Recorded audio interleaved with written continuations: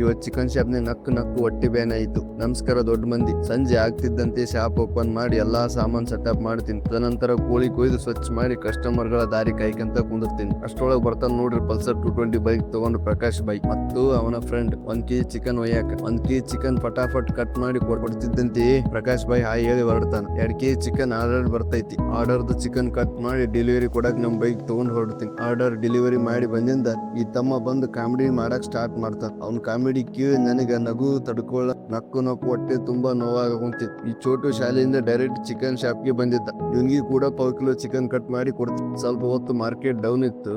ಇದೇ ಟೈಮ್ನಾಗ ನಮ್ KAB ಸಾಬ್ರು ಕರೆಂಟ್ ಬೇರೆ ತೆಗೆದು ಬಿಡ್ತಾನ. ಸ್ವಲ್ಪ ಹೊತ್ತಾಗಿಂದ ಕರೆಂಟ್ ಆಗ್ತದೆ. ಕರೆಂಟ್ ಬಂದಿದ್ದ ತಡ ಇಲ್ಲ. ಬರ್ತ್ರಿ ನಮ್ ಹುಲಿ ಚಿಕನ್ ಒಯ್ಯಾಕ. ಹುಲಿಗೆ ಅರ್ಧ kg ಚಿಕನ್ ಕೊಟ್ಟು ತಡಕ್ ಇರ್ಲಾರ್ದ ವಿಡಿಯೋ ಮಾಡಕ್ ಶುರು ಮಾಡಿದೆನು.